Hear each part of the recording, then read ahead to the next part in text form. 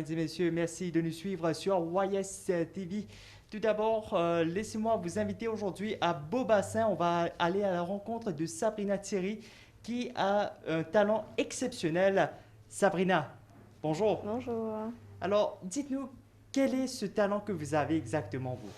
Alors, j'aime faire des peluches. Mhm. Donc, bien sûr, des peluches en tout genre, que ce soit dessin animé, manga ou alors même une peluche de vous, tout à fait faisable. Alors, comment ça a commencé? D'où venait l'inspiration pour justement commencer cette passion? Alors, au tout début, je faisais surtout du dessin. Donc, c'était des portraits. Ça peut être semi-réaliste ou alors caricatural. Et ensuite, une amie à moi m'a proposé de faire une peluche qu'elle voulait offrir. Et de là, en fait, j'ai fait un personnage, donc Link, de la légende de Zelda. Et par la suite, un autre ami m'a proposé de faire une figurine de lui en version peluche. Et c'est là, en fait, que c'est parti. D'accord, et à quel âge tout a commencé exactement? Pour les peluches, donc ça remonte à 6 ou 8 ans. Donc on va dire aux alentours de 23-24 environ, à peu près. Mhm. Et donc de là, j'ai pratiqué et c'est là que j'ai continué avec les peluches jusqu'à maintenant. Alors, déjà à 6 ans, comment vous faisiez justement pour pouvoir faire les peluches? Est-ce que vous avez de l'aide avec vos parents? Alors de l'aide avec mes parents, donc pas vraiment. Disons que j'ai commencé à travailler. Donc j'ai fait un petit boulot dans un call center où j'ai pu à ce moment-là économiser un peu de sous. Mhm. Et de là, donc, j'ai commencé à acheter mes matériaux, j'ai pratiqué pour voir un peu ce qu'il me fallait, etc. Et c'est vraiment en faisant ce boulot et avec des économies que là j'ai tout commencé. Puis il fallait juste gérer un peu. Ouais. D'accord. Et dites-nous un petit peu, quelles sont vos premières créations pour justement les peluches? Alors, première création, c'était la peluche de Link, donc, Mhm. qui est un personnage de jeux vidéo principalement. Oui. Et de là, donc, c'est parti sur des personnages comme Stitch. Donc, justement, je suis en train de travailler sur quelques porte-clés de Stitch. Et après, c'était vraiment un mélange de tout. Donc, que ce soit des peluches de personnages de films d'horreur ou alors de manga et des human puppets, qui est donc des portraits en mode peluche. À vous voir parler comme ça, lorsque vous dites les personnages, c'est-à-dire que vous suivez beaucoup de séries, Oh beaucoup oui. de mangas. Racontez-nous comment c'est exactement ça. Alors, donc ça a toujours été une passion, Mhm. surtout au niveau de la culture japonaise, qui fait que depuis toute jeune, en fait, je suis ce qu'on va dire une otaku. Donc, je reste à la maison, je regarde des séries, des films et des mangas. Donc, bien sûr, j'ai mes mangas préférés, mes animés préférés, les séries et les films, vraiment en très grande quantité. Et ça aide beaucoup au niveau du travail, c'est que ça crée des liens avec les gens qui viennent pour me parler d'un Mhm. personnage. Donc on peut échanger, on parle un peu de qui on aime, de ce qui s'est passé, etc. Mhm. Donc c'est intéressant vraiment. D'où le nom de Kiki Otaku Otaku, sur exactement. les réseaux sociaux, n'est-ce pas? Oui, exactement. Alors justement, pourquoi Kiki? Kiki, ça remonte au collège. Donc, comme beaucoup de jeunes, j'étais à fond jeux vidéo. Donc, Mhm. je jouais à un jeu online.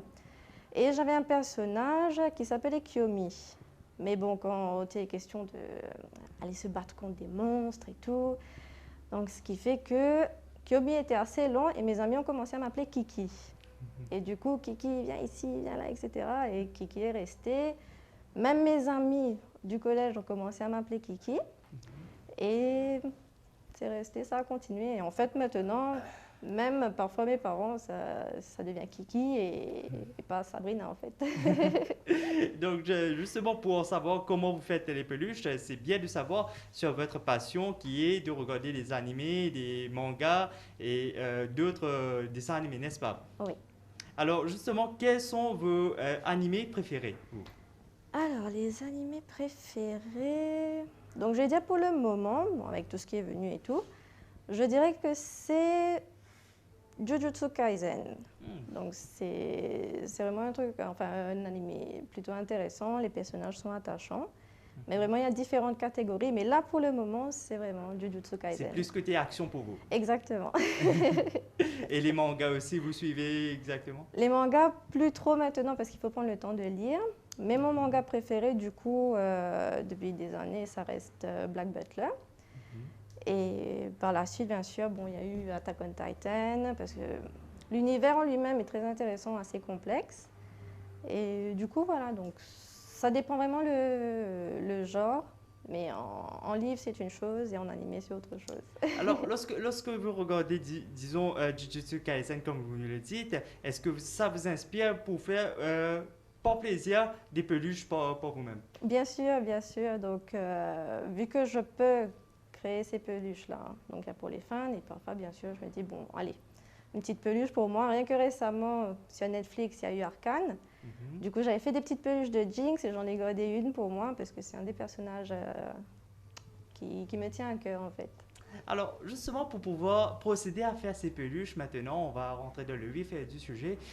Pour faire ces peluches, qu'est-ce que vous avez besoin exactement, vous? Principalement de la feutrine, donc qui est la matière première, en fait.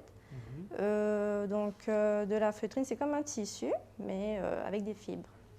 La feutrine, le fil pour tout assembler. Il y a aussi le papier, donc ça c'est pour le patronage, les basics. De la peinture acrylique, parce que c'est comme ça, peu importe s'il faut le laver et tout, ça tient à l'eau. Et on va dire que Mattel aussi, c'est beaucoup de patience.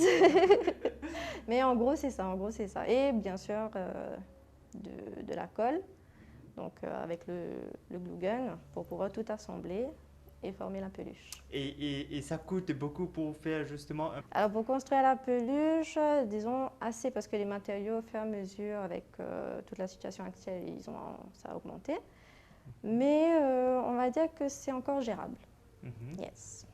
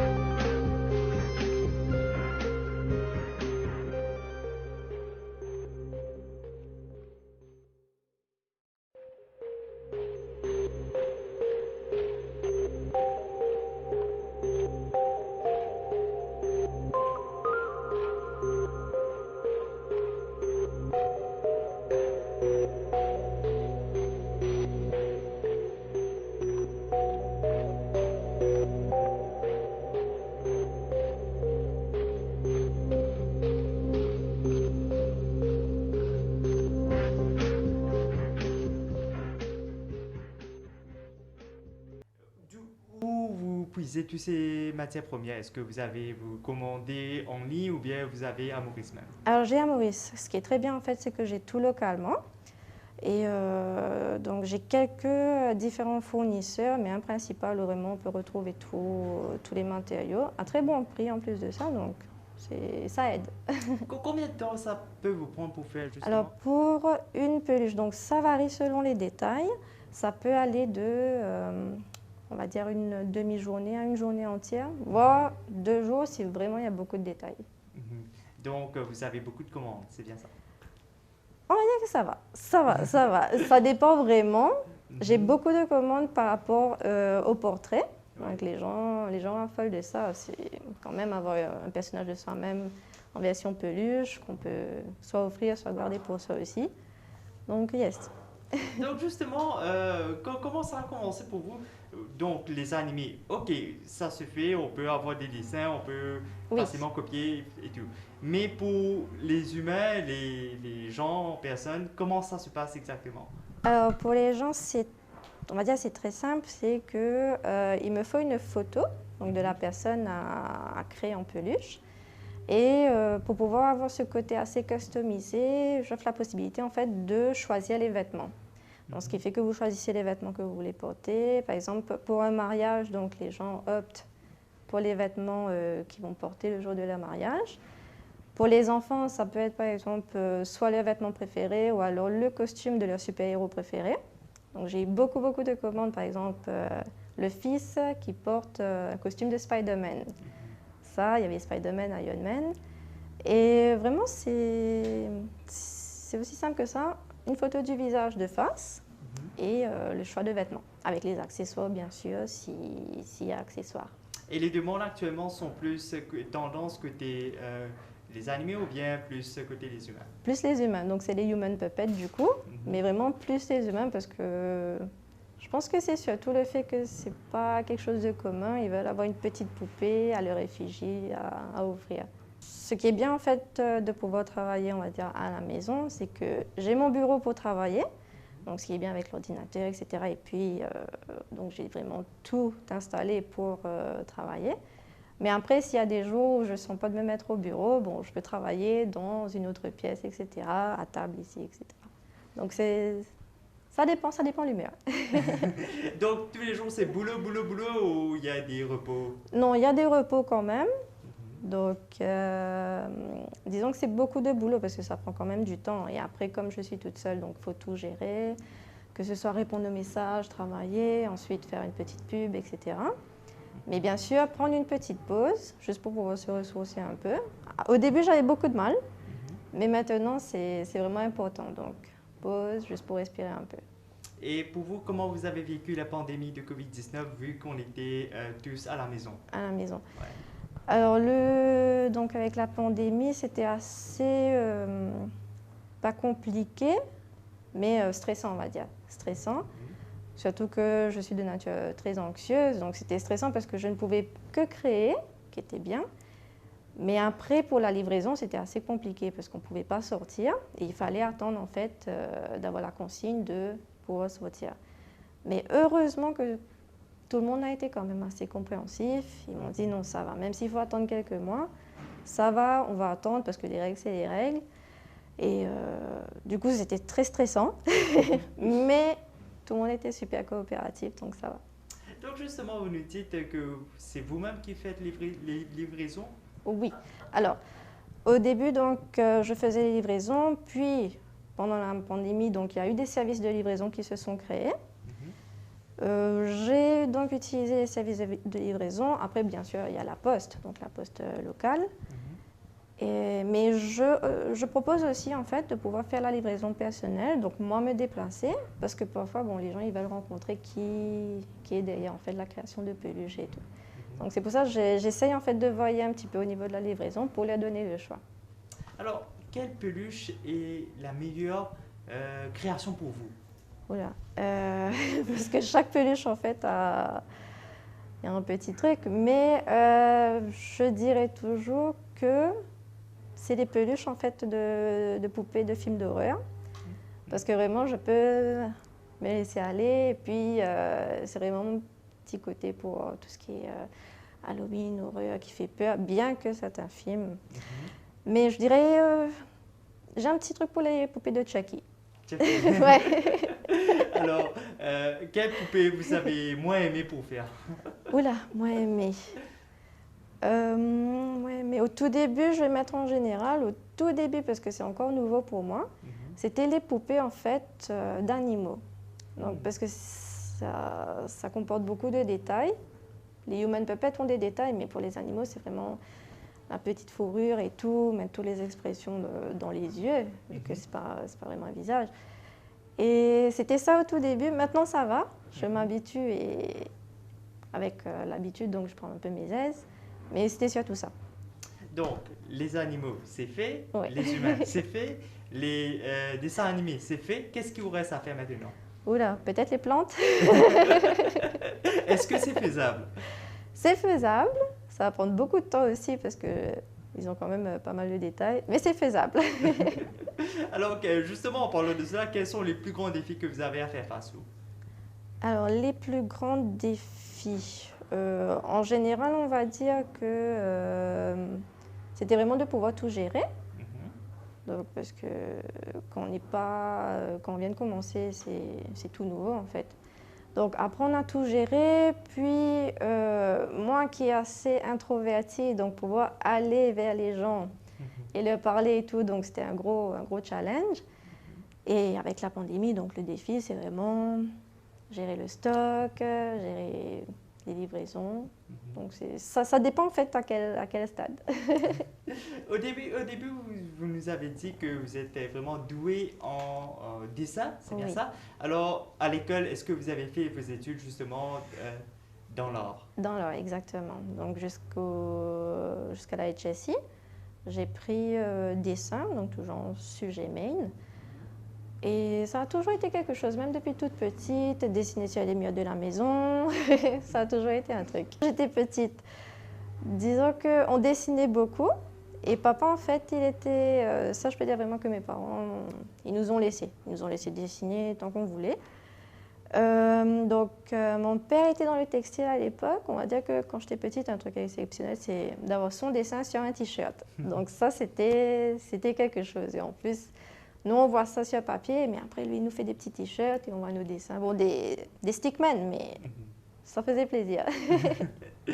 Donc, maintenant, qu'est-ce qui vous reste à faire maintenant? Quels sont vos projets? Alors, mes projets, donc il y en a beaucoup. Reprendre le dessin surtout, essayer de voir comment je peux expandre, parce que ça me manque un petit peu le que dessin sans la feutrine. Oui. Et après, toujours encore dans la feutrine, parce que je l'aime beaucoup quand même. Peut-être aller vers des créations beaucoup pour les enfants, donc tout ce qui est décoration de nurserie et tout. Et peut-être c'est aussi parce que je suis la tante de 3 petits-neveux. Donc ça me rapproche beaucoup des enfants et du coup j'ai envie de faire un petit truc pour eux quand même. Est-ce que vous êtes tout seul à faire ces peluches? Yes. Donc toute seule, du début de la création à la livraison. Bon, bien sûr avec les aides de certains services pour livrer. Mais toute seule au niveau de la création. Personne pour vous aider? De temps en temps, donc j'ai eu quand même, je ne vais pas les oublier, j'ai eu quand même des amis qui sont venus m'aider de temps en temps quand j'avais vraiment beaucoup à faire. Donc ils sont venus m'aider pour découper les pièces. Et certains amis qui m'ont aidé pendant des marchés à pouvoir gérer une table parce qu'avec la foule et tout. Donc quand même j'ai eu de l'aide de temps en temps pour couper tout ça, yes. Justement, il y avait des événements où vous êtes partis pour exposer vos produits, n'est-ce pas? Racontez-nous comment ça s'est passé. Alors, les premiers événements, c'était Animnex et Cosmocon, donc qui sont des événements influencés par la culture japonaise, mais il y a un peu de tout en fait. C'est en même temps japonais, donc avec les mangas animés, mais après on a aussi DC Comics, et Marvel. Donc c'est vraiment un univers général avec des jeux vidéo aussi. Et j'exposais donc divers peluches influencés de tous ces univers-là. Donc ça se passe bien parce qu'on rencontre quand même d'autres fans.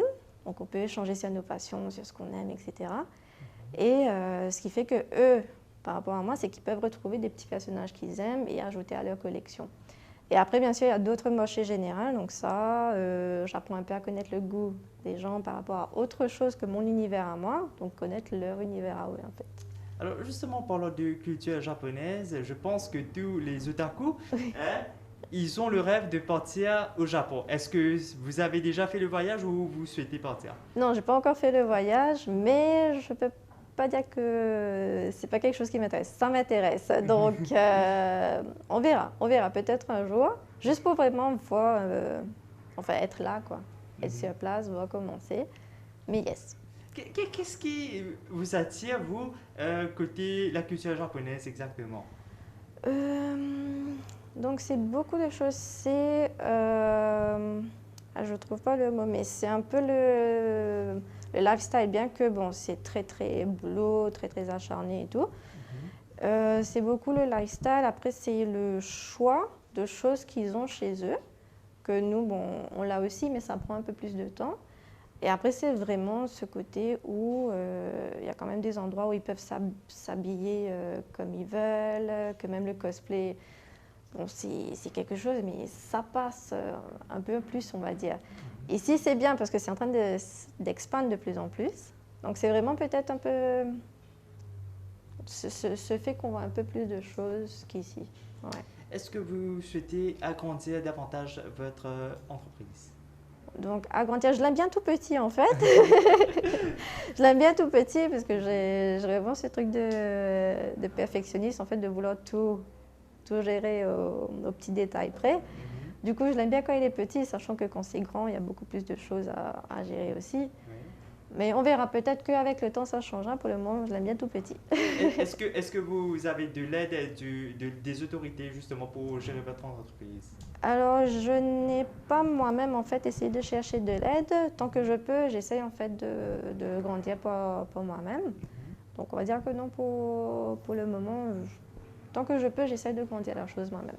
D'accord, voilà donc Sabrina Thierry, Kiki Otaku sur les réseaux sociaux. Merci d'avoir répondu à nos questions. Merci Juste à avant de vous. terminer, un message à passer à tous vos fans, à tout le public mauricien. Alors, mon message en fait, c'est vraiment merci pour le support. Donc, ça m'a beaucoup encouragée jusqu'ici et je pense encore longtemps.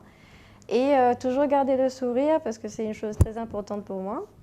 Et bien sûr, je dirais, croyez en vous et vos rêves et allez-y.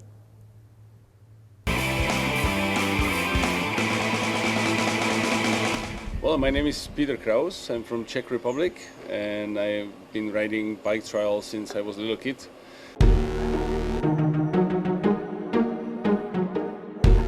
It's basically riding over obstacles on the bicycle. You can find any kind of obstacles in the nature or man-made obstacles. And actually the competition is about to jump over things, ride over things, and not to put your feet on the ground. That's a mistake, actually. So you need to be clear and perfect, riding. You got a couple of sections, like 20, 30 sections in a competition, and you try to be the best, not too crash, of course.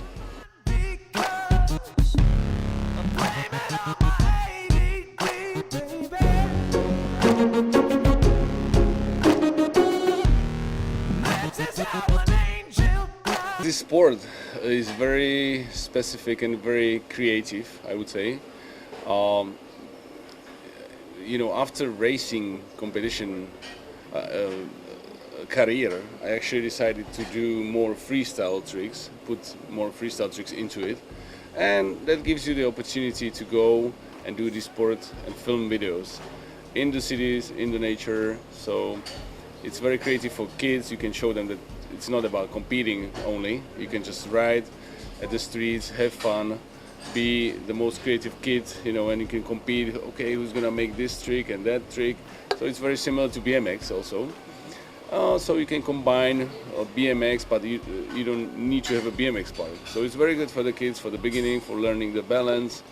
So I was trying to promote the sport this way and motivate the youngs to do sports.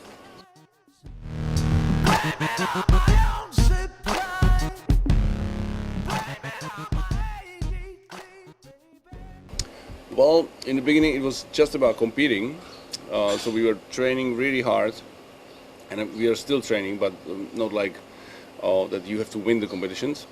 Now we are more about keeping fit and doing what we like to do.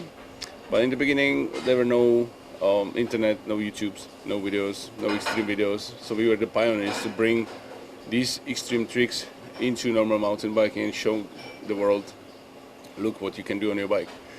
And so it's been 15 years that I was competing seriously.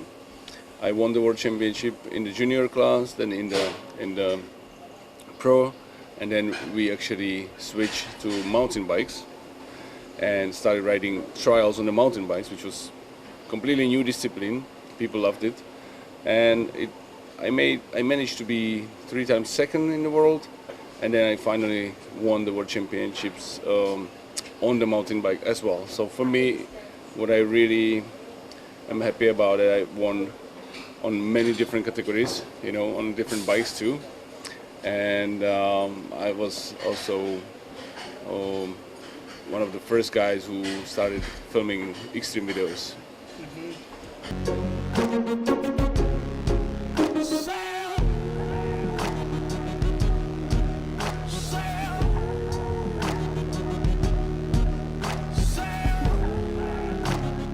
It came from practicing, because when you practice, you can do whatever you want, right?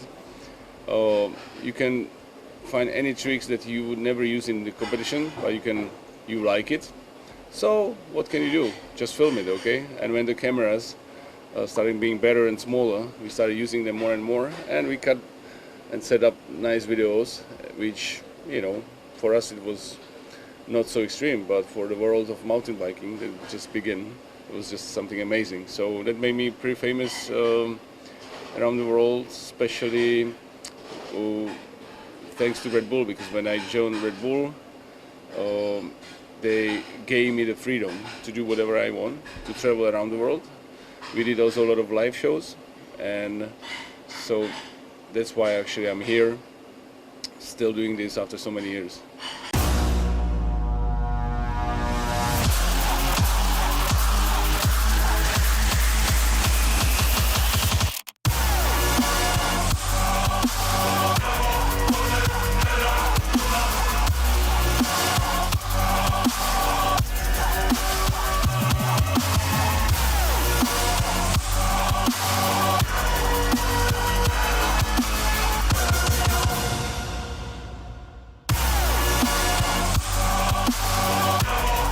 Basically, it's the performance of it.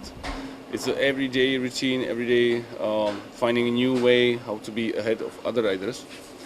In this sport, it's not the same thing. Like, it's not like skiing or doing the same thing every day. It's more like creating new moves, new tricks to get higher and higher on higher obstacles. So the sport was just growing, and you have to think. It's not about copying other riders. You have to think how to be ahead of them. You know, what can you learn better than others, and that kept me going, and I really loved it. Also, the progress of you go to practice, and after 1 hour you start realizing, okay, today is the day. We can move the limits a little bit, and you go over the limits, or you do something very dangerous, and you manage to make it. And then, you know, it comes down again, you relax, and the next day you try again, and sometimes it doesn't work. But you're like thinking, what's wrong, you know, what should I do better? And these things, like thinking about your body and your mind and the limits, and you know, that's something that keeps you going, and especially when you can compare it with other guys. You go to competitions afterwards, and then you can compare it. What do you learn? What is actually the trick to be the best? Also, in this sport, definitely it's a physical point of view. You need to be very athletic, you know. Of course, when you are 20, it's easier, and now we are just kind of enjoying the credit from the past. But from my point of view, I prefer the competing part. When I remember, because I was living super healthy, super trained, and the motivation was just one, to be the best in the world, you know, and that's something that keeps you going. To be best on the globe is just amazing feeling, and later on, when you know it's not physically possible anymore, it's more about having fun and showing people that you can do mountain biking. Even, I'm 46 and I motivate people who are 50, 40 years old. They think it's over. The sport is over. You can't do it anymore. It's not true. It's all about your mind. If you keep practicing, you can do it long time. I know BMXers, they do backflips when they're 60. Like Dennis McCoy from US, and so these guys are amazing. And also Jaromir Jagr, ice hockey player. He's still playing. He just turned 50. He's still playing ice hockey. Unbelievable. So this is a motivation for me, and I try to motivate the others.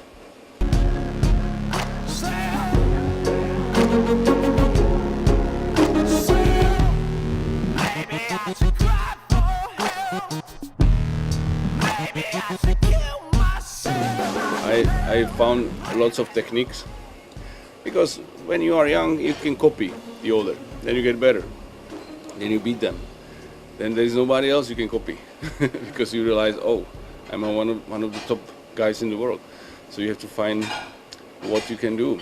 And I did a couple of techniques, couple of moves, and also found a lot of techniques how to practice my body to be the best. And that's what is still going in these days. Like, I'm still able to travel, and Red Bull actually gave me the chance to work together in '96. It's been 27th season with this company, and the main reason why we got together was, okay, we got the same visions to entertain people, show them that impossible things are possible, and power and concentration is the thing that keeps us, like really being the best. So that's pretty much it. I'm really happy that it's still going like this.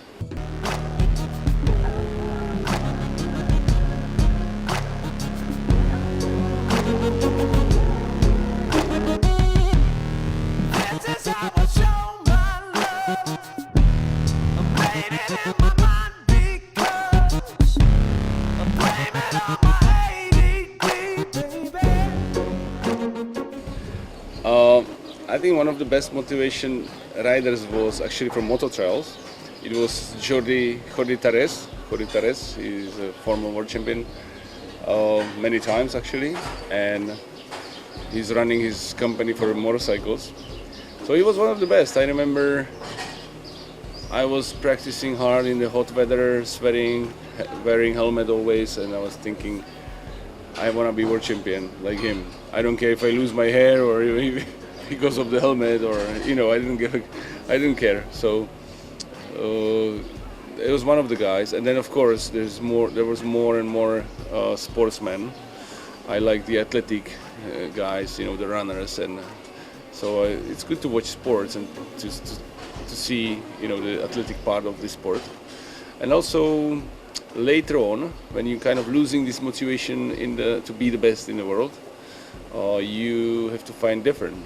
And that's, for example, for me it was finding new sports, combining my skills with on a different type of mountain bikes. I went racing 2 years downhill. I went 4-cross racing, when 4 guys go together the same course. Then I switched to BMX freestyle. So I spent a lot of times in the BMX parks, doing backflips, tail whips, all kinds of freestyle tricks that I never done before. And that happened when I was 30, when the BMXs usually don't ride anymore. But I fell in love with BMX parks, with the moves flying in the air, and started learning completely different discipline. And I was actually competing in BMX as well for 6 years. So these kind of changes from one discipline to another is one thing that keeps you going for so many years. If you do one discipline all the time, you will get bored. After 10 years, you are done. You have maybe not if you have good friends around, but if you feel like it's not so much fun anymore, just do something a little bit different. Like if you're a football player, okay, just do a little bit more freestyle football, or just play with a different ball, like to have something a little bit different. And for me now, at the moment is the motor trials, because motor trials opened a new door for me to practice. It's got the power, it's got the engine, and suddenly I can do a lot of uphills, a little bit enduro style in the mountains. So, and it keeps me doing the same moves like on the bicycle. And suddenly I don't need to get the speed only like downhill and pedal. Suddenly I can get the speed anywhere. So it opened a new door for me. So it's trials, but not on a bicycle. So these things keep you going for a long, long time. So you just want to challenge yourself. Absolutely, that's what I like. Also, I get a lot of respect from the riders around the world because of this. I was switching from BMX, onto motorbike, downhill bike. So many different disciplines. So you have to kind of get the nice, sensitive feelings for brakes, handlebars, suspension. Everything is a little bit different. So I always loved it. I loved it, and also one thing that I was working on was my speed of riding and style. Like in the competitions before, it wasn't about speed, right? It was about the difficulty of the terrain. But I was trying to ride as fast as possible to just for the spectators, that they can watch it, they can enjoy it better. Already during the competitions, I was thinking about the spectators, that they will like it better if I go fast, jumping one, So, and that naturally turned into doing good shows for them as well. So we did shows live, and people, suddenly there was big crowd, people loved it, so it kept me going as well. Especially when you see you do it for people, but then you have those kids who are so excited. I came back to some of the Central America or South American countries after 7-8 years, and those kids who saw me before, they came to me and said, "Hey Peter, because of you we started riding bicycles." Isn't it amazing, to motivate kids like this? So this was one of the part of my career, and I realized, even if I don't have fun doing the shows anymore, these feelings and these eyes of kids just kept me going. Did you have any accident during your experience career? Of course, as Brian said, it's a part of the game, and I had a couple of broken bones, but mainly from doing something different. Like I broke my collarbone during deer jumps, high speed, a little bit over counting, and it was done. But it's part of the game. It shouldn't stop you. You have to heal, and during the time you are thinking, what did you do wrong? Maybe you should, push a little bit less. And this time when you are healing your injury, it helps for your mind. You find a different, views of your own life. It's not recommended for an amateur to do the great stunts that you do. It demands many experience, isn't it? Of course, yeah, you have to go step by step, not to go too much over limit. You have to go just a little bit when you feel this is the right day, you feel comfortable, you feel, sure. You have to go step by step, really. Most of the riders who just watch the video and go, it doesn't end up very well. So trials is about controlling the bike, so you have to be under, you have to have your bike under control, I would say. So go step by step. If you are not sure about this jump, about the distance that you can make it, maybe wait a little bit. You can make it in a few months. Just keep going, keep thinking about it, and then you make it, and you will be more happy, because that's the thing that's actually the thinking and measuring and practicing. That's the thing that you are actually working on to get this target. But if you just think, okay, put your brain out of your head, lose your brakes and go, you're never gonna make it. You might make it once, twice, but the crash is coming. The crash is waiting for you.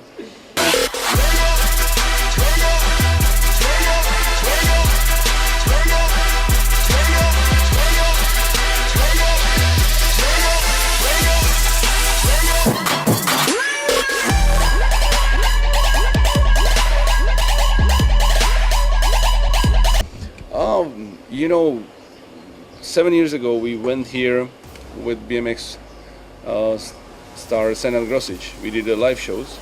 This time I was expecting that we're gonna do some shows, but because of COVID we obviously couldn't. And that gave us the chance to 100% concentrate on making a short edit video about riding with Brian in Mauritius. Thanks Brian that he invited me here. Thanks Fabrice from local Red Bull that they got this idea to make this project, man versus machine. Okay, sounds great. And we already did a few shows in Qatar and other countries together with Brian. So this time finally we have more possibility to do just video. Of course the weather was against. It was so much raining here, so much humid air, which made it very complicated. In some of the areas pretty slippery too. But I think we were doing some good stuff, and we were concentrated on high quality, nice quality shots instead of making a lot of shots and long video. Today it's not about the length of the video, it's about how you enjoy it, and as you said, the vision from the rider and stuff like that. So let's see. I hope people will enjoy it around the world.